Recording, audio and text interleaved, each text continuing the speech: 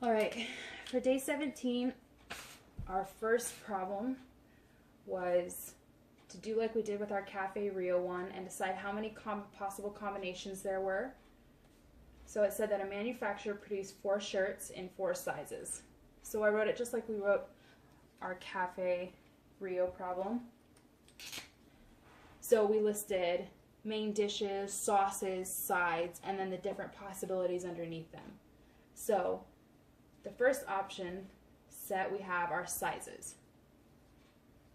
So I made a heading, that, and then we have 4 possible options below that. So we have small, medium, large, and extra large. The next thing we have were the colors.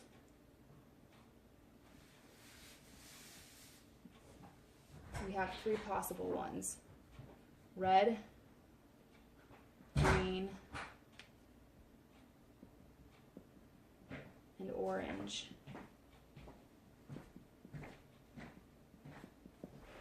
And then our last set was styles.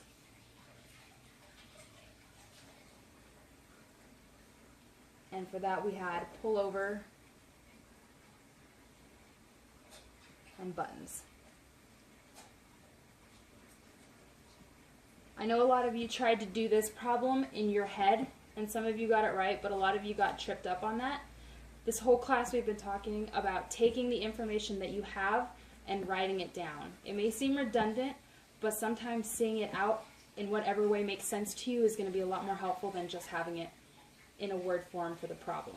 So please, when you're doing your test, try to write out your information again in some organized way that will help you. So the next thing we had to do is find out how many total combinations we could make from these options.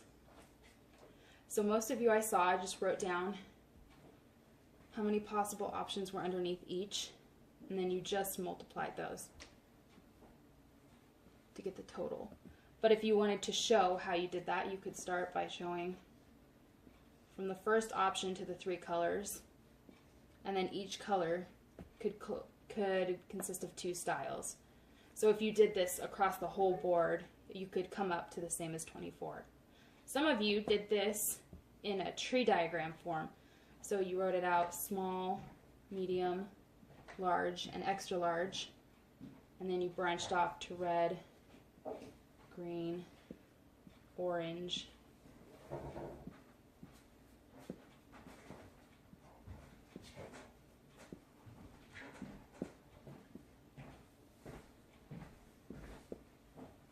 and then you branched off into your styles. So pullover, buttons, pullover, buttons. And you just repeated this. And then at the bottom you would get 24 different combinations, and then you could just look up at each. So that was your first answer. And then your second question asked, what fraction of all possible combinations are red? So some of you wrote down every combination. You wrote the whole thing out, or you did this and then you circled which ones had it in there. And if you did it that way, you would have found 8 combinations out of the 24 possible ones were red. And that simplifies to 1/3 if you divide it by 8. Others of you remember that you could just look up here. All of these combinations are going to at least have to have 1 color in it, and there's going to be an equal number of each color. So red is 1/3 of the available colors, so it's going to be 1/3 of the available options. Okay, so for question number 2, we went back to a dice problem. So it says we have 3 dice being thrown.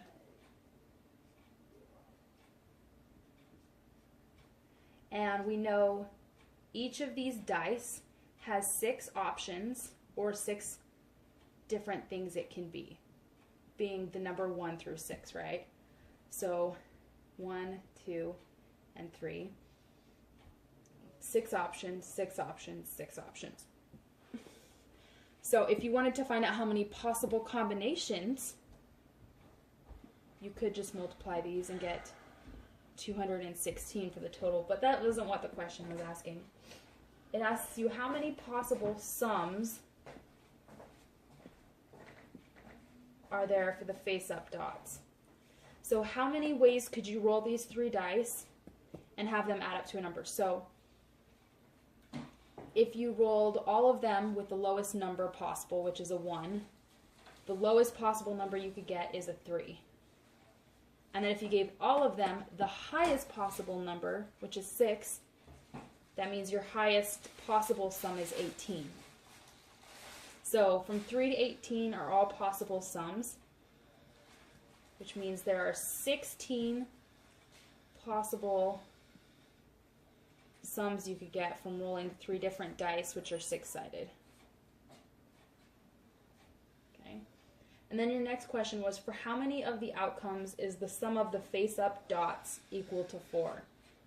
So if you rolled 3 of these dice, how many ways could each of these dice land, and all of the ones that are face-up equal 4? And for this one, you can have repeats. So we'll do it this way to make it easier to see. So dice 1, 2, and 3.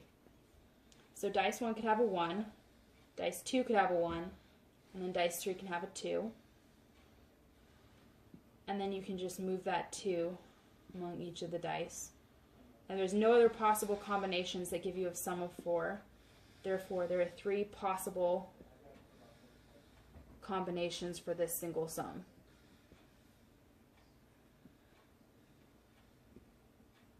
So that would be your answer. 16 and 3.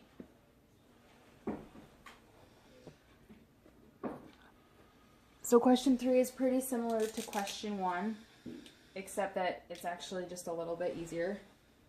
So our problem tells us that we have a box that contains 2 cards. So let's just go ahead and write box 1. And it has 2 cards. One has a letter A, and the other with a letter B. So those are all our possible options that we could draw from box 1. Then it says another box, so we'll call this box 2. This one contains 3 cards, each painted a different color.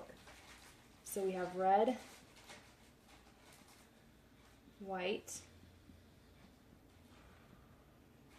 and green. So this is all that the problem tells us we have. So you're going to randomly select one card from each box, and we're going to make a diagram to show all the possible outcomes.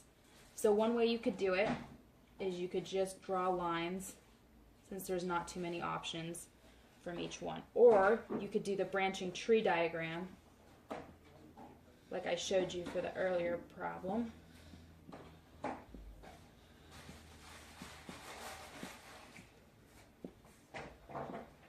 And that shows you that you have 1, 2, 3, 4, 5, 6 possible outcomes, which you could also get by taking the 2 options here times 3 options here, and it would once again give you 6. So there's all the possible outcomes, and these are both acceptable diagrams to get credit. The last part asks what fraction of all possible outcomes are going to be green. So you could do it this way. You could just circle it and say, oh, well, there's 2. Or you could look here. So 1/3, because green is 1 out of 3 options, are going to be green.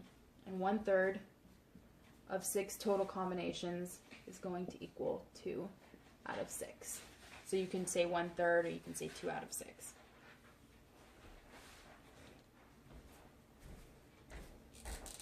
Some of your classes, not all of you, so don't freak out if you didn't have this one, had a 4th problem assigned to them. And that problem was to find, so you have 3 dice, regular dice, so they're 6-sided, and you need to find the number of possibility or possible combinations for each sum. So when we talked about problem number 2, we said that the lowest number possible is 3, because the lowest number you can get on a dice is 1, and you have 3 of them. And then that our highest number was an 18, because 6 is the highest number on a dice, times 3 is 18. So you needed to write down all of the possible sums individually.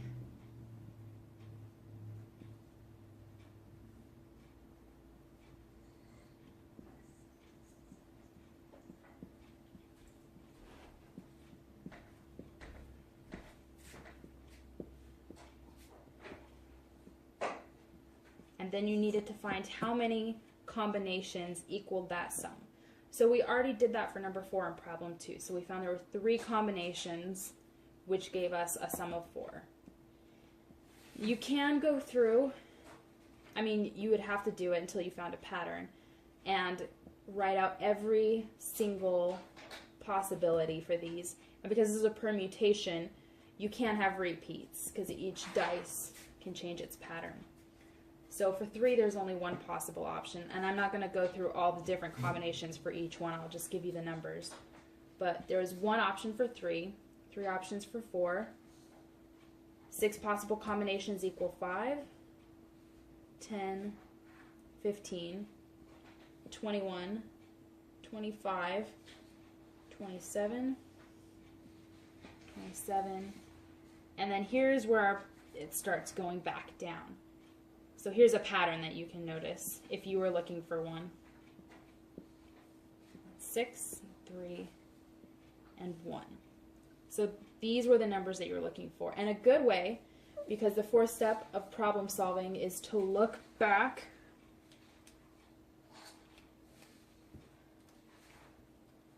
So, 4th step, look back.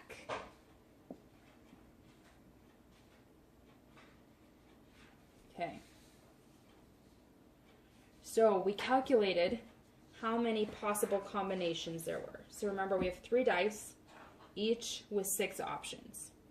So we did 6 times 6 times 6 equals 216. So if you were to look back, since these are all the possible combinations or sums of combinations, then you know all the possible combinations have to be contained within these. And if you go through and add every single one of these together, lo and behold, it equals 216. And that's one way that you could check to make sure that you had actually gotten the right number of combinations for each sum.